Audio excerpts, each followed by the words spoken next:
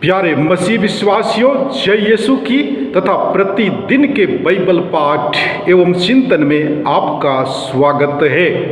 आज का पहला पाठ एजरा के ग्रंथ से अध्याय 9 पद संख्या 5 से 9 तक से लिया गया है। वचन कहता है, संध्याकालीन यज्ञ के समय मैं अपने विवाद की अवस्था से जागा, फिर मेरा कुर्ता और मेरी चादर फटी हुई थी। मैं घुटनों के बल गिरकर और अपने प्रभु ईश्वर की ओर हाथ फैलाकर इस प्रकार प्रार्थना करने लगा, मेरे ईश्वर, मैं इतना लज्जित हूँ कि तेरी ओर दृष्टि लगाने का साहस नहीं हो रहा है, क्योंकि हम अपने पापों में डूब गए हैं और हमारा दोष आकाश छूने लगा है। अपने पूर्वजों के समय से आज तक हम भारी अपराध करते आ रहे हैं। अपने पापों के कारण हम, हमारे राजा और हमारे याजक विदेशी राजाओं के हाथ तलवार, निर्वासन, लूट और अपमान के हवाले कर दिए गए, जैसे कि आज हमारी दुर्गति है। अब हमारे प्रभु ईश्वर ने हम पर थोड़े समय के लिए दया प्रदर्शित की। उसने कुछ लोगों को निर्वासन से वापस बुलाया और हमें अपने पवित्र स्थान में शरण दी है। उसने हमारी आँखों को फिर ज्योति प्रदान की और हमें हमारी दास्ता में विश्राम दिया है। क्योंकि हम दास ही हैं, किंतु हमारे ईश्वर ने हमें हमारी दास्ता में नहीं त्यागा और हमें फारस के राजाओं का कृपा पात्र बनाया है। उन्होंने हमें हमारे ईश्वर का मंदिर फिर बनाने और उसका पुनरुद्धार करने की अनुमति दी और यूदा तथा यरूशलेम में सुरक्षित स्थान दिलाया है।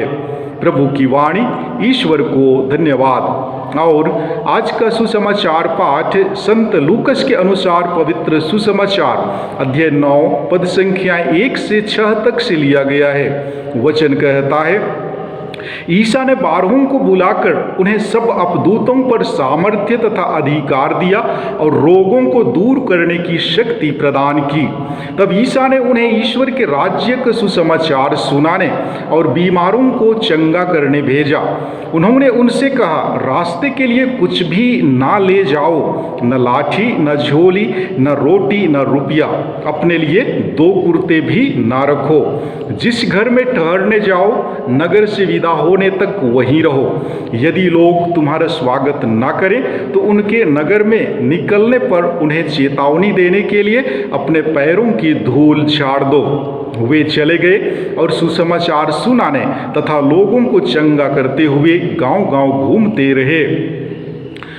प्रभु का सुसमाचार। हे ख्रिस्त, तेरी स्तुति हो। प्यारे मसीह विश्वासियों, इस्राएलियों के लिए किसी पराये देश में लंबे समय तक रहना आसान नहीं था। इस्राएली पराये देश के रीति रिवाजों से अधिक समय तक अछूते नहीं रह सकते थे। परिणाम स्वरूप कुछ प्रवासियों ने अपनी सुविधा के लिए बाबुल निवासियों से विवाह संबंध स्थापित किए।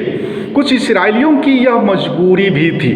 प्रवासी इस्राएली नेता भी इस विषय में भटके हुए थे। शायद बाबुल निर्वासन के समय इस्राएलियों के बीच विवाह के लिए युवतियों की संख्या कम थी। पुराने विधान के लेखक इस्राएलियों के विजातीय वैवाहिक संबंधों की निंदा करते हैं, क्योंकि यह धार्मिक समन्वयवाद का स्रोत था। आज के पहले पाठ द्वारा हमें ज्ञात होता है कि एजरा प्रभु से दया याचना की प्रार्थना करता है। नबियों का विश्वास था कि ईश्वर की आज्ञाओं का उल्लंघन ही इस्राएलियों के निर्वासन का कारण था। अतः एजरा बहुत दुखी है कि निर्वासन के समय भी इस्राएलियों ने ईश्वर की आज्ञाओं का उल्लंघन किया और विजातीय वैवाहिक संबंध स्थापित किए। उन लोगों ने भी पाप किया जो निर्वासन के समय यरूशलेम में रह रहे थे। उन्होंने पूर्ण रूप से पवित्र नगर को दूषित कर दिया था। इजरा ईश्वर से प्रार्थना करने में लज्जा महसूस करता है, क्योंकि इस्राएली ईश्वर के विरुद्ध बार बार पाप करते हैं। और आज के सुसमाचार में यीशु अपने 12 शिष्यों को स्वर्ग राज्य का विस्तार करने, बीमारों को चंगा करने, बहरों को कान, गूंगों को बोलने और अपदूतों को निकालने का अधिकार देकर भेजते हैं। यीशु अनावश्यक वस्तुएं साथ नहीं ले जाने के लिए कहते हैं, क्योंकि भौतिक वस्तुएं ईश्वर के राज्य के विस्तार एवं प्रचार प्रसार में बाधक है, अनावश्यक बोझ एवं चिंता के कारण बन जाते हैं। ईश्वर के राज्य का विस्तार चिंता मुक्त और ईश्वर पर भरोसा रखकर करना चाहिए। उन इस्राएलियों की तरह नहीं जो भौतिक सुख के पीछे दौड़कर ईश्वर से नाता तोड़ चुके थे। आज हम अपने आध्यात्मिक जीवन को झांक कर देखें। क्या हम बपतिस्मा एवं दृढ़ीकरण संस्कार में दिए गए अधिकारों का सदुपयोग कर रहे हैं, या हम भौतिक वस्तुओं के पीछे पड़े हैं? व्यर्थ सोच अपने मन हृदय से निकाल दें। अपनी प्रार्थना, वचन, कर्म, जीवन एवं दान देकर ईश्वर के राज्य के विस्तार में जुट जाएं। प्यारे भाइयों एवं बहनों, यीशु के चेले उन्हें गुरु व रब्बी के नाम से पुकारते हैं। इससे हमें यीशु के राह की एक झलक देखने को मिलता है। कानून के भावी छात्र आम तौर पर उसी शिक्षक या गुरु की चयन करेंगे जिनकी मध्यस्थता में अध्ययन कर सकें। यीशु के 12 चेलों ने न केवल चेले मात्र हैं, बल्कि वे प्रेरित हैं जो मिशन कार्य के लिए भेजे गए हैं। यीशु उनसे अपेक्षा करते हैं कि वे यीशु के लौट आने तक उनके कार्य को जारी रखें। इसलिए यीशु ख्रिस्त अपने शिष्यों को तैयार करने में लगे रहते हैं ताकि वे मिशन कार्य में सक्षम रहें। यीशु उन्हें खास निर्देश देते हैं ताकि वे जानें कि उन्हें क्या क्या करना है। उन्हें प्रेरिताई कार्य की यात्रा में कुछ नहीं ले जाना है। यीशु ने कठिन स्थिति से निपटने के लिए अनेकों तरीके बताते हैं।